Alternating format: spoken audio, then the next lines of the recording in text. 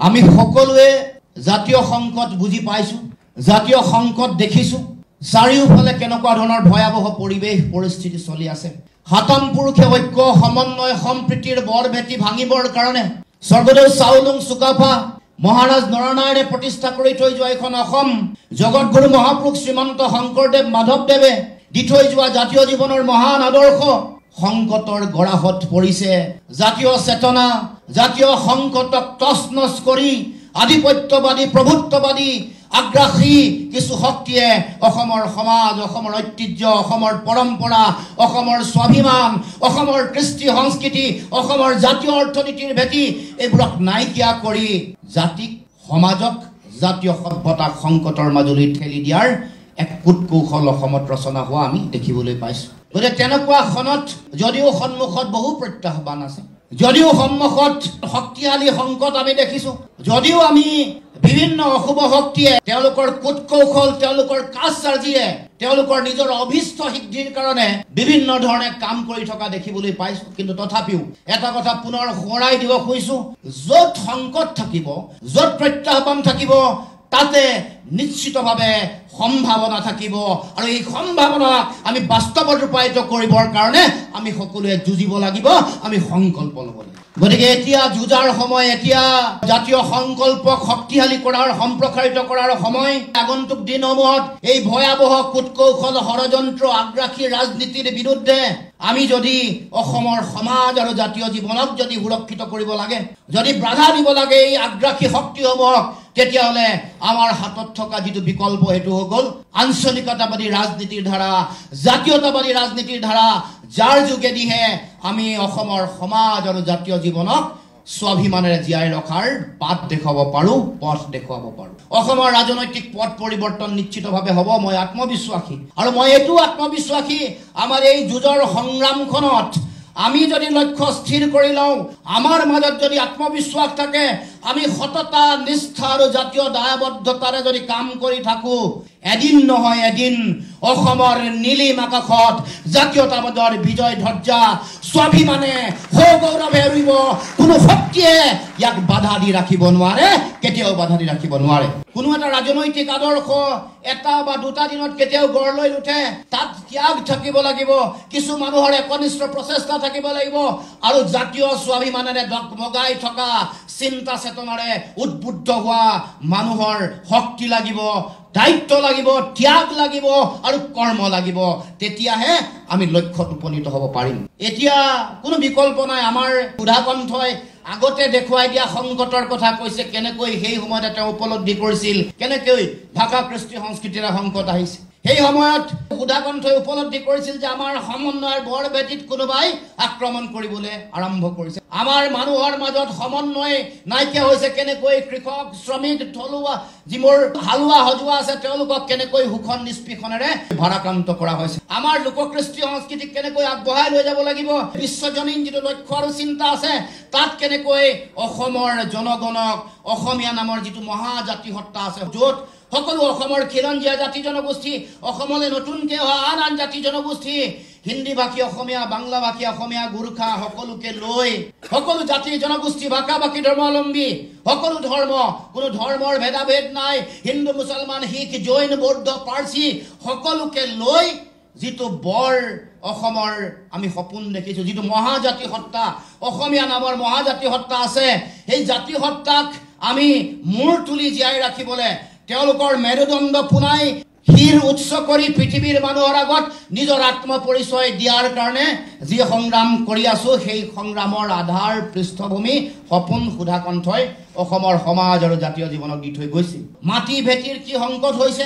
ৰাজনৈতিক ভৱিষ্যত কেনেকৈ কাঢ়ি লৈ যাব বিচৰা হৈছে, আমাৰ সংস্কৃতি আৰু সাহিত্যৰ চৰণীয়া পথাৰখনতো কেনেকৈ বিভিন্ন ধৰণৰ প্ৰভুত্ববাদী, আধিপত্যবাদী চিন্তাৰ সমাহাৰ ঘটিছে, গুৰুজনাৰ আদৰ্শ আৰু চিন্তাকো কেনেকৈ নাচ্ছাত কৰি দিব খোজা হৈছে, মহাপুৰুষ শ্ৰীমন্ত শংকৰদেৱৰ যি আদৰ্শ, সেই আদৰ্শক কেনেকৈ তিল তিলকে এটা ভয়াৱহ ভৱিষ্যতৰ মাজলৈ ঠেলি দিব খুজিছে, বা গুৰুজনাৰ আদৰ্শক কেনেকৈ নাইকিয়া কৰিব পাৰি, জাতীয়তাবাদৰ যি মহান আদৰ্শ আছে ইয়াক কেনেকৈ নাইকিয়া কৰি কেনেকৈ এটা দুখিয়া দুৰ্বল স্বাভিমানহীন এটা জাতি হত্যাত পৰিণত কৰিব পৰা যি ষড়যন্ত্ৰ এই ষড়যন্ত্ৰ ধাৰাবাহিকভাৱে অব্যাহত আছে গতিকে ৰাইজ আগন্তুক দিনসমূহত এই সংগ্ৰামী যাত্ৰাটোকে আমি আগবঢ়াই লৈ যাব লাগিব বহু ব্যক্তিয়ে সাহস পাব বহু ব্যক্তিয়ে নিজে এই যাত্ৰাত সামিল হবৰ কাৰণে তেওঁলোকৰ বাট নিশ্চিতভাৱে মুকলি হ'ব মানুহৰ মাজত শক্তি পাইছে মানুহৰ মাজত সাহস পাইছে মানুহৰ মাজত জাতীয় চেতনা দিনে দিনে দিনে দিনে বাঢ়ি গৈছে আমাৰ সমাজ জীৱনৰ পৰা জুবিনদাৰ মহাপ্ৰয়াণৰ পিছত মানুহৰ এই কথাবোৰৰ উপলব্ধি আৰু বেছি গভীৰ হৈছে জুবিনদাৰ মহাপ্ৰয়াণে বহু কথা কৈ থৈ গ'ল তেওঁ এটা মহান আদৰ্শ দি থৈ গৈছে য'ত কৈছে যে মোৰ কোনো ধৰ্ম বা মোৰ কোনো জাতি বৰ্ণ নাই কোনো বৰ্ণবাদী চিন্তা চেতনাই সমাজ আচন্ন কৰিব নোৱাৰে অসমীয়া সমাজৰ গোটেই চেতনাটো ইমান শক্তিশালী যে ইয়াত কোনো বৰ্ণবাদী ধ্যান ধাৰণা বিভিন্ন জাতি জনগোষ্ঠীৰ মাজত বিভেদ সৃষ্টি কৰা কোনো কথাই সমাজখনক কেতিয়াও আচন্ন কৰিব পৰা নাই সেইকাৰণে জ্যোতিপ্ৰসাদ আগৰৱালাক অসমৰ অন্যতম শ্ৰেষ্ঠ অসমীয়াসকলৰ ভিতৰত এজন বুলি কয় সেইকাৰণে এখন অসমত হেমংগ বিশ্বাসক আমাৰ ৰাইজে অতি আদৰ আৰু মৰম কৰে সেইকাৰণে এখন অসমত ছবিলাল উপাধ্যায়ৰ প্ৰতি অসমৰ জনগণৰ অত্যন্ত মৰম আৰু এগৰাকী অন্যতম শ্ৰেষ্ঠ অসমীয়া হিচাপে যিটো ভাল পোৱা এই ভাল পোৱা আছে গতিকে এইখন সমাজ পুনৰ ঘূৰাই আনিবৰ কাৰণে আমি প্ৰথমৰ দিনৰ পৰাই আমাৰ যি যাত্ৰা যি সংগ্ৰাম আমি অব্যাহত ৰাখিছোঁ সমগ্ৰ অসমৰ বিভিন্ন প্ৰান্তৰ বহু এনেকুৱা ব্যক্তি আছে যিসকলে সুবিধাবাদৰ স্বাৰ্থত জাতীয় স্বাৰ্থৰ প্ৰতি পিঠি দিছে গতিকে এই সুবিধাবাদী ৰাজনীতিৰ যিটো কথা কেৱল মাত্ৰ নিজৰ জীৱন জীৱিকা ব্যক্তিগত স্বাৰ্থৰ মাজত নিবজ্জিত হৈ থকা বহু ব্যক্তিয়েও নতুন চিন্তাৰ অৱকাশ পাব দেশৰ সংবিধান সুৰক্ষিত কৰা দেশৰ ন্যায়পালিকাৰ প্ৰতি অহা সংকট কেনেকৈ আমি দূৰ কৰিব পাৰোঁ ন্যায়পালিকাক বুঢ়া আঙুলি দেখুৱাই নিজৰ মতে চৰকাৰ চলোৱাৰ যি মতলব তেওঁলোকৰ জংগল ৰাজ সৃষ্টি কৰাৰ যিটো ধাৰণা এক্সট্ৰা জুডিচিয়েল কিলিং কৰি সমগ্ৰ ন্যায় ব্যৱস্থাটোকে বুঢ়া আঙুলি আৰু ভেঙুচালি কৰাৰ যিটো তেওঁলোকৰ চিন্তা তাক প্ৰত্যাহ্বান জনাবৰ কাৰণে প্ৰথম দিনটোৰ পৰা আমি কাম কাজ কৰি আহিছোঁ দেশৰ সংবিধান ন্যায়পালিকাৰ প্ৰতি আমাৰ যিটো আকুণ্ঠ যিটো শ্ৰদ্ধা আৰু ইয়াক জীয়াই ৰাখিবলৈ আমাৰ যিটো গণতান্ত্ৰিক যি জাতীয় দায়িত্ব আছে সেই দায়িত্ব আমি সদায় পালন কৰি আহিছোঁ আৰু পালন কৰি যাম আৰু মই ভাবোঁ যে আমাৰ যি লক্ষ্য এই লক্ষ্যত আমি উপনীত হ'বৰ কাৰণে বৰ বেছি দিন নাই অসমৰ সমাজ জীৱনলৈ জাতীয় জীৱনলৈ সুদিন অহাৰ আমি বতৰা আমি সকলোৱে পাইছোঁ আগলি বতৰা ইতিমধ্যে অসমৰ সমাজ জীৱনলৈ আহিছে নিশাৰ পাছত ৰাতিৰ পিছত পুৱা হোৱাটো অৱশ্যভাম্বী আন্ধাৰ সদায় নাথাকে গতিকে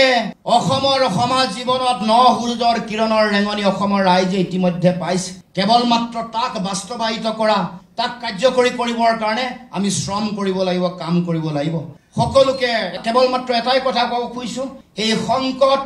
এই যিটো কুটকৌশলৰ যিটো ৰাজনীতি চলি আছে যি সাম্প্ৰদায়িকতাৰ ঘৃণা বিভাজন সংকীৰ্ণতাৰ ৰাজনীতি যিটো চলি আছে যি ৰাজনীতি আমাৰ ভাষা আৰু কৃষ্টি সাংস্কৃতিক সংকটৰ মুখলৈ ঠেলি দিছে সেই ৰাজনীতিক উৎখাত কৰিবৰ কাৰণে উফৰাই পেলাবৰ কাৰণে আমি সকলোৱে অধিক শক্তি অধিক সাহসেৰে আমাৰ যাত্ৰা আৰম্ভ কৰিম সেই সংকল্প পুনৰ দুহাৰি অসমৰ বুকুত জাতীয়তাবাদৰ বিজয় নিশান নীলিম আকাশত স্বগৌৰৱে স্বমহিমাৰে স্বাভিমানেৰে উৰিব অসমৰ এই জাতীয়তাবাদী পতাকাৰ তলত অসমৰ প্ৰতিটো জাতি জনগোষ্ঠী ভাষা বাকী ধৰ্মাৱলম্বী লোকে প্ৰত্যেকেই সম অধিকাৰ সম মৰ্যাদা আৰু সম উন্নয়নৰ যি শ্লোগান আছে সেই শ্লোগান আওৰাই অসম মাতৃৰ প্ৰতি যিটো সেৱাৰ যি দায়িত্ব সেই দায়িত্ব আমি প্ৰত্যেকেই পালন কৰি জাতিটোক সমাজখনক জাতীয় সভ্যতাক আহক আমি অধিক শক্তিশালী কৰোঁ অধিক স্বাভিমানী কৰোঁ আৰু পৃথিৱীৰ মানুহৰ আগত অসমীয়াৰ সমাজ আৰু অসমীয়া জাতীয় জীৱনক একক আৰু অনন্য ৰূপত প্ৰতিষ্ঠা কৰাৰ যিটো চিন্তা ভাৰতবৰ্ষৰ মানুহৰ মাজত অসমীয়া জাতীয় সত্তাক একক আৰু অনন্য ৰূপত প্ৰতিষ্ঠা কৰাৰ চিন্তা শিক্ষা সাহিত্য কৃষ্টি সংস্কৃতি অৰ্থনীতিৰ বুনিয়াদ আৰু কৰ্ম সংস্কৃতিৰে আধ্যাত্মিক চিন্তা চেতনাৰে এক নতুন অসমৰ সপোন বাস্তৱায়িত কৰোঁ সাকাৰ ৰূপ প্ৰদান কৰোঁ আহক আমি সকলোৱে মিলি তাকে কামনা কৰি অসমৰ জাতীয় জীৱনৰ যিসকল মহান বীৰ শ্বহীদ আছে প্ৰতিগৰাকী বীৰ শ্বহীদলৈ সশ্ৰদ্ধ প্ৰণিপাত জনাইছোঁ বিভিন্ন জাতীয় সংগ্ৰামৰ বিভিন্ন ক্ষণত যিসকলে শ্বহীদ বৰণ কৰিলে সেইসকলৰ প্ৰতি সশ্ৰদ্ধ প্ৰণিপাত তেওঁলোকৰ আদৰ্শ তেওঁলোকৰ জাতিপ্ৰেম তেওঁলোকৰ স্বদেশ প্ৰেমৰ মহানুভৱতাই অসমৰ সমাজ আৰু প্ৰতিগৰাকী নাগৰিকক প্ৰতিগৰাকী ব্যক্তিক সদায় উদ্বুদ্ধ কৰি ৰাখিব আমাক লক্ষ্যৰ পৰা বিভ্ৰাট নহ'বৰ কাৰণে লক্ষ্যভ্ৰষ্ট নহ'বৰ কাৰণে সদায় আশীৰ্বাদ দি থাকিব প্ৰেৰণা দিব শক্তি দিব সাহস দিব তাকে কামনা কৰিছোঁ ধন্যবাদ জয় অসম।